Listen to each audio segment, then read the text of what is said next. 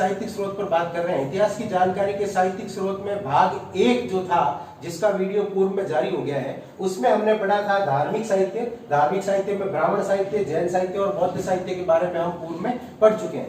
आज हम जिस पर बात करेंगे उसमें धर्मेत्तर साहित्य और वंशावलियों पर बात होगी।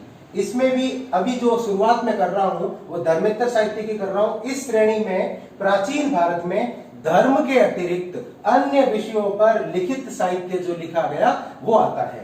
कहने का मतलब है धर्म के अतिरिक्त जो अन्य विषय कई सारे हो सकते हैं, उन विषयों पर जो बात हुई है वो इस धर्मेत्तर साहित्य के अंदर हुई है। इसमें कौन कौन से या किस टाइप के ग्रंथ आते हैं, तो इसमें ऐतिहासिक, अर्ध ऐतिहासिक, विशुद्ध साहित्यिक ग्रंथ, नाटक आते हैं, कथाकोश, काव्य आदि ग्रंथ इसके अंदर आते हैं। फिर अगर बात करें कि ऐतिहासिक और अर्ध ऐतिहासिक ग्रंथ किस तरह के, तो ऐतिहासिक और अर्ध ऐतिहासिक ग्रंथ जो किसी काल विशेष की जानकारी देने वाले ग्रंथ हैं। काल विशेष की जानकारी में अगर उदाहरण दे दें अपन, तो मौर्य वंश की जानकारी देने के लिए चाणक्य का लिखित अर्थशास्त्र हो जाएगी, ठीक है। इसके अलावा ऐतिहासिक ग्रंथों के अंदर राजतरंगिणी बहुत बढ़िया ग्रंथ है। फिर अगर विशुद्ध साहित्यिक ग्रंथ की बात करें, विशुद्ध साहित्यिक यानी जो प्योरली साहित्य के बारे में बात करती है, तो ऐसा ग्रंथ जो प्योरली साहित्य के लिए समर्पित हो, ऐसे ग्रंथ विशुद्ध साहित्यिक ग्रंथ में आते हैं। नाटक जिसको मंचित किया जाता है उसमें हम समझते हैं वो नाटक। और काव्य की बात करें, ये भी हिंदी साहित्य से रिलेटेड है। अब अगर बात करें विदेशी विवरण, तो विदेशी विवरण में क्या होगा, विदेशी विवरण में विदेशी यात्री जो भारत के अंदर आए, उन्होंने अपनी कलम से, अपनी लेखनी से जिसके बारे में बातचीत की, उन्होंने जो आंखों देखा हालचाल बताया, वो सब का सब विवरण जो है विदेशी विवरण में। अब इस विदेशी विवरण में कौन कौन से विवरण जो है जो मुख्यतः हमारे कोर्स के अंदर आते हैं, वो यूनानी है, तिब्बती है, इसके अलावा चीनी है, ठीक है। वंशावलियों की बात कर रहे हैं। वंशावलियां क्या है?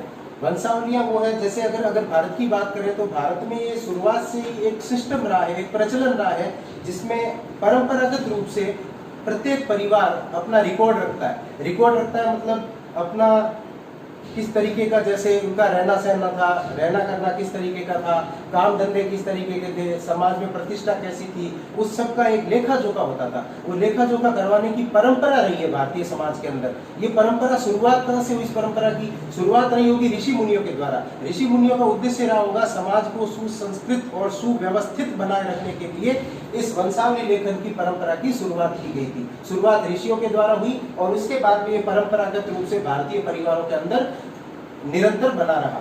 अब अगर बात करें वंशावली लेखन की, तो वंशावली लेखन के अंदर ये बड़वा जाति है, जो ये कुछ जातियों के बता रहा हूँ, जातियों के बारे में बता रहा हूँ जो वंशावली लेखन से संबंधित है भारत में। स्पेशली बड़वा है, जागा है, राव, भाट, बारोट, ये जातियां जो है वंशावली लेखन से संबंधित काम करती है। इसके अलावा अगर हम तीर्थों पर जाते हैं तो तीर्थ पुरोहित, जिन्हें हम पंडे भी बोलते हैं, वो भी वंशावली लेखन का काम करते हैं। फॉर एग्जांपल पुष्कर राजस्थान में, या अगर उत्तराखंड के अंदर हरिद्वार जाते हैं तो वहां पर, और इसके अलावा गया जी जाते हैं बिहार के अंदर, वहां पर तीर्थ पुरोहित या पंडे होते हैं, वो क्या करते हैं? वंशावली लेखन करते हैं। तो इस वंशावली लेखन में क्या होता है? प्रत्येक व्यक्ति का ब्यौरा होता है। अब ब्यौरा कैसा होता है वंशावली लेखन में? प्रत्येक व्यक्ति का ब्यौरा कहां से, संक्षेप में ब्यौरा होगा, और वो सृष्टि की शुरुआत से होगा। सृष्टि की शुरुआत से लेके हमारे पूर्वजों और पूर्वजों के आगे हमारे वंशजों तक की एंट्री होती रहती है, ठीक है। तो ये सब जो सिस्टम है ये वंशावलियों के अंदर आता है। वंशावलियां बहुत महत्वपूर्ण है।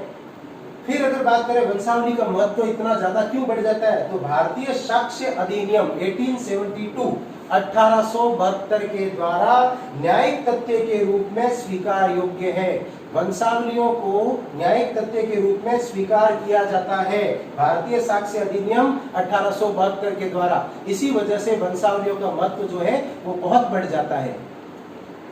इसके अलावा वंशावलियों से क्या पता चलता है? कुल, वंश, गोत्र, समाज में स्थिति, पूर्वजों की सामाजिक धार्मिक स्थिति कैसी थी, आर्थिक स्थिति कैसी थी, इसके अलावा कौन कौन से घटनाक्रम घटित हुए, इन सब बातों का वंशावलियों के द्वारा पता चलता है। अच्छा, जो वंशावली लेखक होते थे वो घर घर जाके क्या करते थे? वास्तविक रूप से, यथार्थ रूप से चित्रण करते थे। बाकायदा उनको घर में ही रहने के लिए स्थान दिया जाता था, और वो जो देखते थे, जो बातचीत करते थे, उसके आधार पर हमारे द्वारा बताया गया वर्णन उनके द्वारा लिखा जाता था। तो इसीलिए इसका महत्व जो है वो बिल्कुल यथोचित है, बिल्कुल वास्तविक है।